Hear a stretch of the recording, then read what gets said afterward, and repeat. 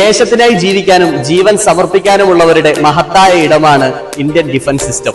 കേവലം സൈനികർ എന്നതിനപ്പുറത്ത് നമ്മുടെ മഹത്തായ രാജ്യത്തിന്റെ ഭടന്മാരാണ്.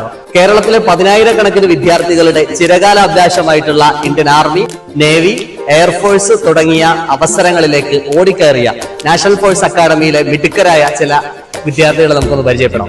എൻ്റെ പേര് ആഷിഖ്. ഞാൻ കൊല്ലം NFA സ്റ്റുഡൻ്റ് ആണ്. എനിക്ക് ഇന്ത്യൻ നേവി SSRനാണ് സെലക്ഷൻ കിട്ടിയിരിക്കുന്നത്. ഏപ്രിൽ 16 രാവിലെ 6 മണിക്കാണ് ഒഡീഷയിലാണ് റിപ്പോർട്ടിംഗ്. NFA ജോയിൻ ചെയ്തിട്ട് 2 കൊല്ലമായി. അക്കാഡമിക് ക്ലാസ്സും ട്രെയിനിങ് ക്ലാസ്സുകളെല്ലാം നല്ല ക്ലാസ്സുകളാണ്. Santhosh sir, Biju sir, Rajeev sir, ഈ 3 സാർമാരാണ് ട്രെയിനിങ് ക്ലാസ്സുകൾ എടുത്തത്. വളരെ നല്ല ക്ലാസ്സുകളാണ് അവർ നൽകുന്നത്. NFAയിൽ ചേരൂ, ജീവിതം സുരക്ഷിതമാക്കും. എൻ്റെ പേര് ഉദിത് എന്നാണ്. ഇന്ത്യൻ ആർമിയുടെ ജനറൽ ഡ്യൂട്ടിയിലേക്കാണ് എനിക്ക് പോസ്റ്റിംഗ് കിട്ടിയിരിക്കുന്നത്. നാഷണൽ ഫോഴ്സ് അക്കാഡമിയിൽ ഞാൻ 2 വർഷമായിട്ടുണ്ട്.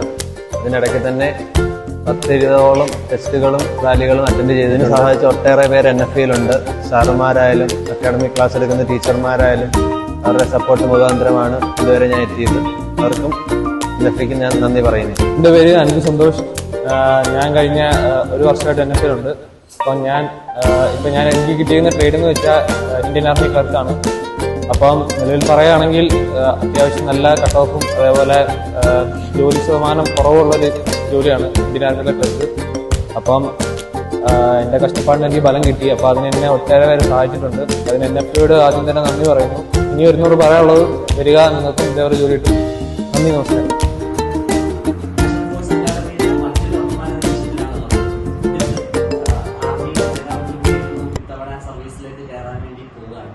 അവരുടെ പാരന്റ്സാണ് നമ്മളോടൊപ്പം ഉള്ളത്. നമുക്ക് എന്താണ് പറയാനുള്ളത്?